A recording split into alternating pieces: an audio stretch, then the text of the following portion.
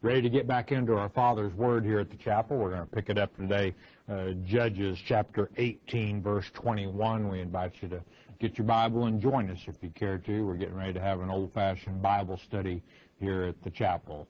Well, we had quite a deal going in our last lesson as we left off. We found Dan looking for land, and it's not because they didn't get an inheritance in the promised land. It's that they didn't claim their inheritance. They let the Amorites run them off, basically. So not only was Dan looking for land, they were looking for a new god, we saw as well, because they sent the tribe of Dan sent 5 spies out to hunt out a new place for them to live, and they came across this house of Micah, which was in Ephraim, and they found there that Micah had an ephod and a molten image, a graven image, some teraphim. He had his own priest that he'd appointed, and we made a little funny about they had 10 collection plates that hadn't gotten a lot of use toward the end of our lecture. But then when Dan came back through with 600 this time, armed for war, they asked the men that were with them, the tribe of Dan, did you know there's a graven image and a molten image and an ephod and teraphim and a priest here? And they said, well, let's go take them. And so they did. They took everything, and then the priest kind of confronted them and said, what are you guys doing there? And they said, look, do you want to be the priest of one man, or would you rather be the priest of 600, or the tribe of Dan, for example? And the priest kind of thought to himself, and he said, let's see, do I want to be the priest of one man, or do I want to die at the hand of 600 armed Danites? And he decided it was in his best interest to go ahead and stick with everything that they'd stolen and go with the tribe of Dan. And we're going to pick it up today in verse 21. My program director very astutely pointed out that I skipped that verse as we were wrapping up yesterday, so we're going to go back and pick up verse 21. Let's ask that word of wisdom in Yeshua Jesus' precious name. Father, we ask you to open eyes, open ears this day. Judges, the 18th chapter, verse 21, and it reads, so they turned, these are the 600 Danites after they'd stolen everything out of the house of Micah, including the priest. So they turned and departed and put the little ones and the cattle and the carriage before them. Now we get a little information here that we didn't know. The women and children are with them, and the carriage is all their belongings, is what this means. So these Danites aren't going to stay temporarily. This is a colonization group.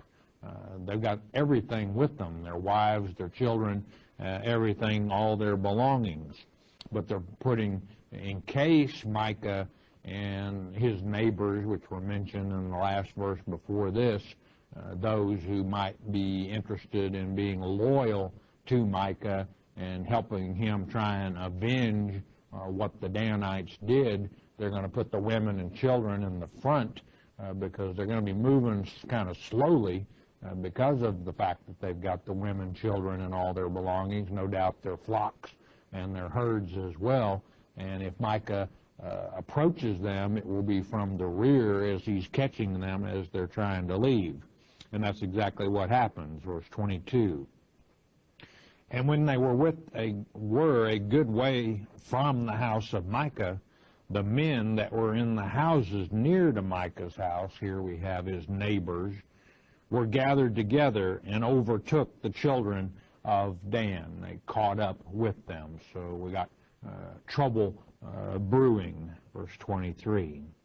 And they cried unto the children of Dan, these are those with Micah, and they turned their faces and said unto Micah, what aileth thee that thou comest with such a company? I mean, all they'd done was steal the house of Micah, everything that was in it, and their priest. 24.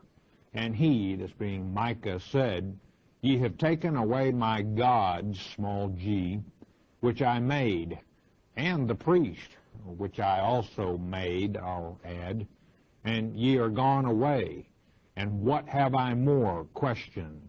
And what is this that ye say unto me? What aileth thee? Are you nuts? You've wronged me by stealing everything out of the house of Micah. 25. And the children of Dan said unto him, remember now, the Dan has got quite a group. There's 600 that are all armed for war. And the children of Dan said unto him, Let not thy voice be heard among us, lest angry fellows run upon thee, and thou lose thy life with the lives of thy household. Better to lose your preacher and your idols than to lose your life. 26. I'm sure Micah about this time is evaluating the situation and sizing up the strength of the Danites, and he's probably thinking, I could go back and steal another 1,100 shekels of silver from my mom and then make more idols and graven images. And I did have my son who was my priest in the house of Micah for a while until that Levite came along. Maybe my son is still available. 26. And the children of Dan went their way. And when Micah saw that they were too strong for him, he turned and went back unto his house. Well, there was a time that Micah had consecrated his son to be the priest in the house of Micah. And you remember the Levite showed up, and it was son out of office, Levite in office. Now it's Levite out of office, son back in office. And after all, I can't always make more idols and graven images. 27. And they took the things which Micah had made, and the priest which he had, this is back to the Danites, and came unto Laish, unto a people that were at quiet and secure. And they smote them with the edge of the sword and burnt the city with fire. Laish, historically, the malaria capital of the world. But you remember they had sent 5 spies to check out and find this land, Laish, and they discovered that these people were very peaceable people. And they actually, I think, were probably a colony of the Zidonians, but we learned in our last lesson that they were a good distance from Zidon, and therefore too far for the Zidonians to send help to rescue them. So people who lived in peace and dwelt in commerce and trade, they weren't warriors, so to speak. So we had easy pickings here from the tribe of Dan. I mean, after all, they only sent 600, so they weren't anticipating much of a fight out of the people of Laish. 28.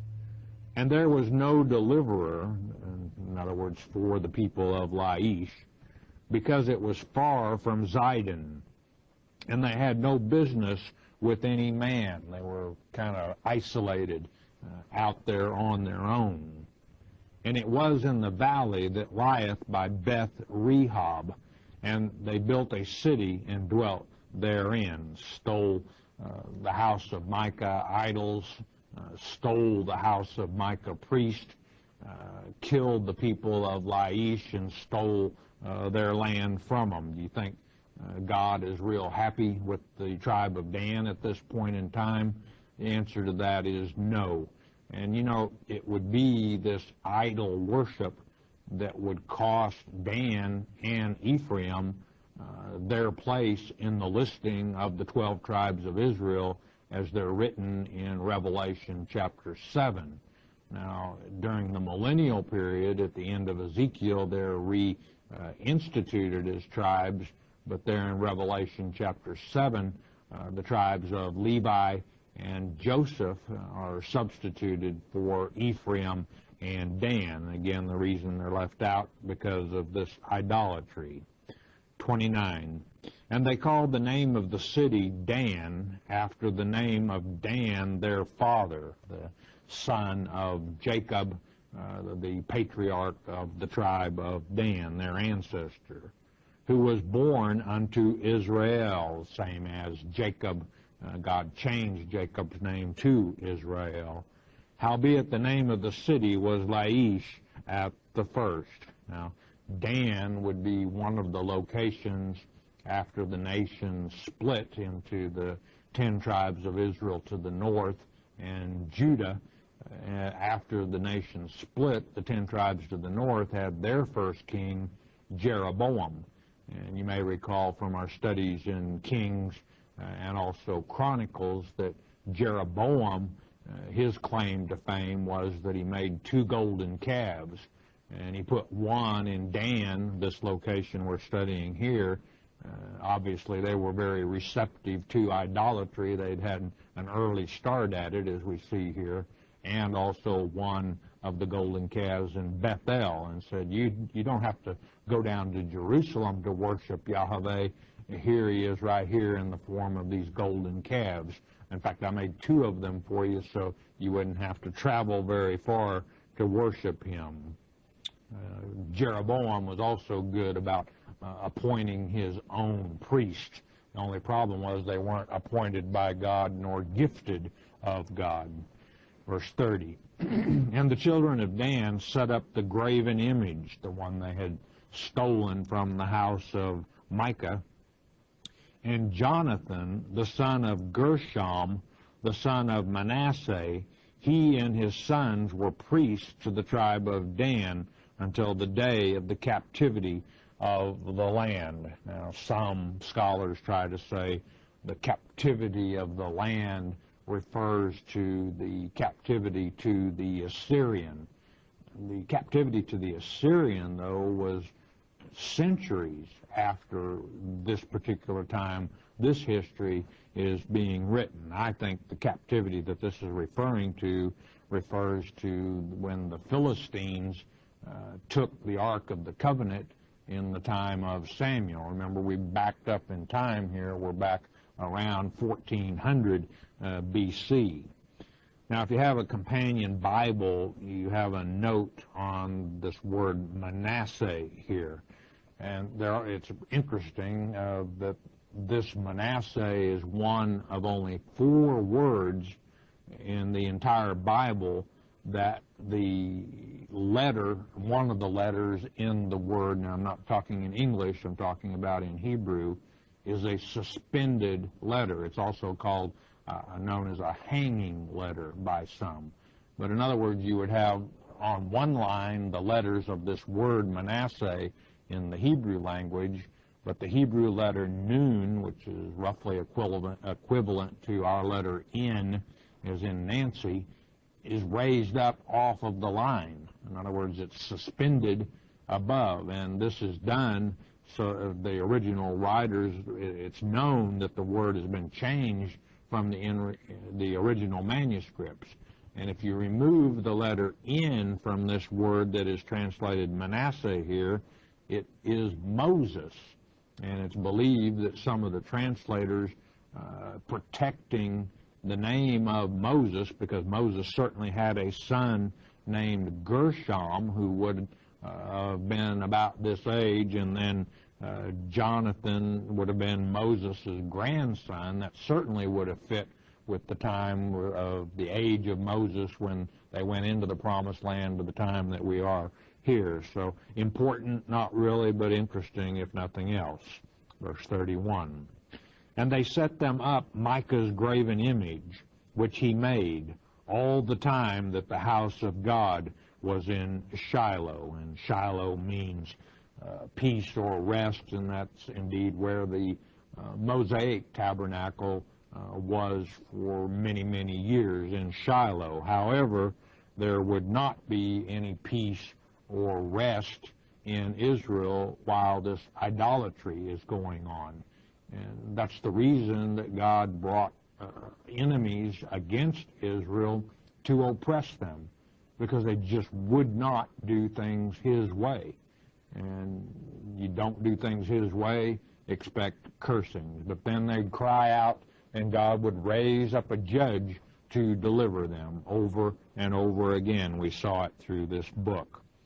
Now, we come to chapter 19, and I want to take a little home assignment, and I want you to make a note of Hosea chapter 9, verses 6 through 9.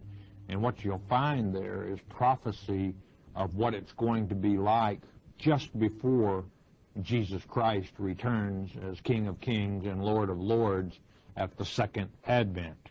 In Hosea chapter 9, verse 9, it states it's going to be just like in the days of Gibeah. And that's what we're going to be studying in chapter 19, is what was going on in the days of Gibeah. If we learn that, we'll know what's going to be going on just before Christ returns, as it states there in Hosea 9:9, when He will remember iniquity and visit the sin upon those who committed the sin. So what's it going to be like just before Christ returns? Chapter 19, verse 1. And it came to pass in those days, and the days referred to here are the same days referred to in chapter 18, verse 1 of Judges, shortly after the death of Joshua. While Joshua remained alive and those who served with Joshua, they did a good job of keeping the people of Israel away from idolatry. But as soon as that generation was dead, here they went running to the gods of the other nations. When there was no king in Israel, there wasn't a leader, I'll add, there wasn't a judge in Israel to set things right and rule. And again, when there's no king, the people start wandering, looking for something, a new religion, if you will. And it explains the unlawlessness of the people. And there was a certain Levite sojourning on the side of Mount Ephraim, who took to him a concubine out of Bethlehem, Judah. And once again, we see the Levites and the priests are unoccupied. There's no work for them. They're looking for something to do, and which is an indication that the church, if you will, the tabernacle has fallen in disarray. And when you leave God out and you lose Him, you've lost a great deal. Now, this concubine in the Hebrew language is palamor, and it means secondary. And at the time of this writing, it was legal for a man to take a secondary wife, and they were known as concubines, as it's translated into English. But again, we see the house of God neglected. What else is new? You think that's just the only time that it happened here in the book of Judges? I submit to you the house of God is neglected today as well. Very few people are teaching the Word of God chapter by chapter, verse by verse. Verse 2. And his concubine, the Levite's concubine, played the whore against him, and went away from him unto her father's house to Bethlehem, Judah, and was there 4 whole months.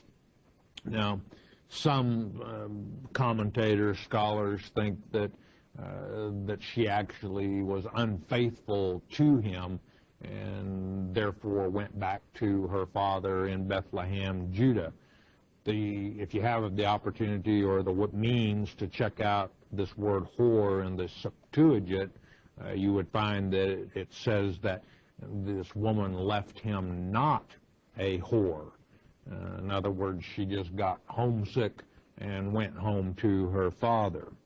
Now, we're going to be talking about days here, and I want you to consider these days as being symbolic of the various dispensations, or we might even call them trumps to a certain extent, because some of the dispensations, if you consider the first earth and heaven age, come out with the trumps as well. But bear that in mind as we work our way. I'll be covering that with you and helping you sort your way through it if you don't know what I'm talking about. Verse 3, and her husband, this is the Levite, arose and went after her to speak friendly unto her, and to bring her again, having his servant with him, and a couple of asses. We see he's confident that she's going to come home with him because he's bringing transportation.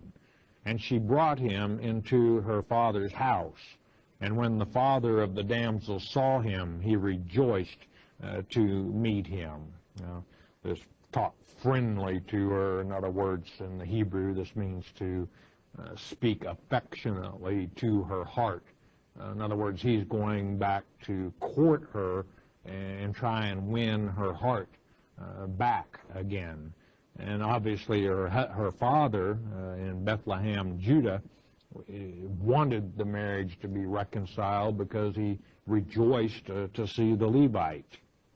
Verse 4, and his father-in-law, the damsel's father, retained him. This word retained in the Hebrew is to fasten up or seize. So it's actually probably a little stronger word than what we would equate to the word retained in the English. Did he literally bind him hand and foot with ropes? I don't think so, but the reason for pointing that out is that we're going to see that her father was very insistent in some cases. And he abode with him 3 days. So they did eat and drink and lodge there. And this equating to the period of time after man appeared on earth in the flesh, but there was no law at that particular time. So the period of time covering when the 6-day creation was created, in other words, and we could also include with that the creation of Ha-Adam and also Eve in the Garden of Eden. The law had not been given at that period of time. Verse 5, and it came to pass on the 4th day, when they arose early in the morning, that he rose up to depart. And the damsel's father said unto his son-in-law, comfort, or in the Hebrew, strengthen, thine heart with a morsel of bread, and afterward go your way. Let's have a little dinner here, and then you can depart and head back for home in Mount Ephraim, if you wish to do so. Now, the 4th day would equate to the dispensation of the law. And we see the law given in that 4th dispensation and also rejected by most. But we see her father, his father-in-law, is being pretty insistent that he stay, and we're going to see more of that. Verse 6. They sat down and did eat and drink, both of them together. For the damsel's father had said unto the man, the Levite, be content, I pray thee, and tarry all night, and let thine heart be merry. He was evidently quite fond of the Levite. And then, too, consider that people didn't travel great distances of time in a very short period of time. And therefore, to travel from Bethlehem, Judah, to Ephraim, it might be several years before this man would see his daughter again. So he's trying to lengthen that out as much as possible. Verse 7. And when the man rose up to depart, the Levite, his father-in-law urged him before he lodged there again. What's one more night? You know, stay and let's eat, and I've got some special wine, and we'll make our hearts merry, and then you can get up and get an early start in the morning. Remember, the Hebrew day begins at sundown. And he arose early in the morning of the 5th day to depart. And the damsel's father said, comfort thine heart, strengthen yourself, I pray thee. And they tarried until afternoon, the day from noon getting late or in the evening. And they did eat both of them. Here we go again. Now remember, the fifth day is the period of grace, the period of time, the dispensation, and that's what a dispensation means, is simply a period of time of grace, which is the dispensation we live in at this time. After Christ paid the price on the cross, we're able to go with a repentant heart directly to our Heavenly Father and ask for forgiveness. Therefore, it's called the dispensation of grace. Now, recall, at sunset, though, is the beginning of the next day, which is the sixth day, the dispensation of Antichrist, if you will. What things are going to be like just before Jesus Christ returns, as it's written in Hosea chapter 6, verse 9. And when the man rose up to depart, he and his concubine and his servant, his father-in-law, the damsel's father, said unto him, Behold, now the day draweth toward evening. It's getting late. I pray ye, tarry all night. Behold, the day groweth to an end. Lodge here, that thine heart may be merry.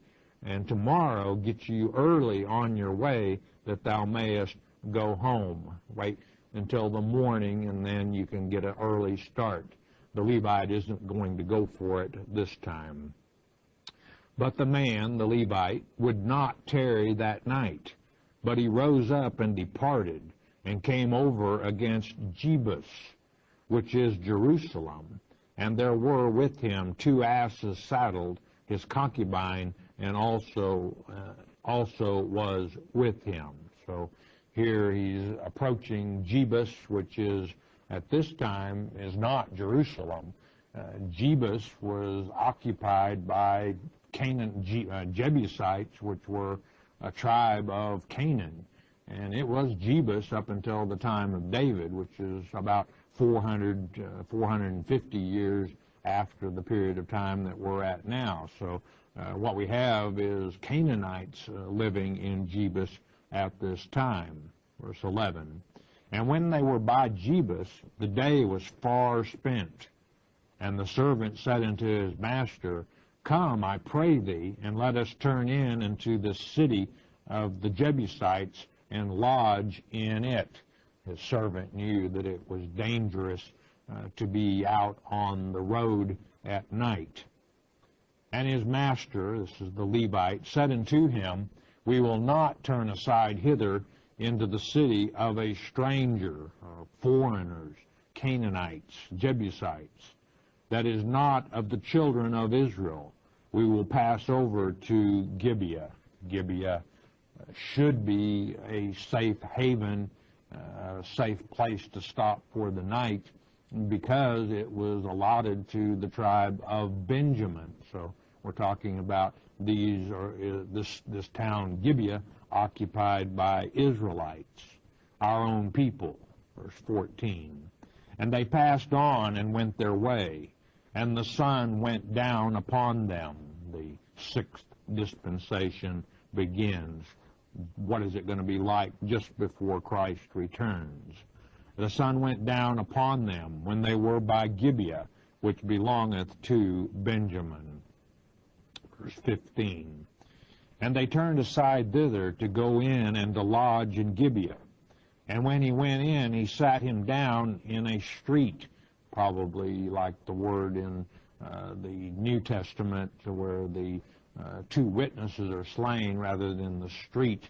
It probably was like an open area, probably a market that had closed, of the city, for there was no man that took them into his house to lodging. Now, there wasn't a hotel on every main street in the towns at this time. If you were traveling, someone would normally offer to take you in, but in this case, nobody is offering to take them in.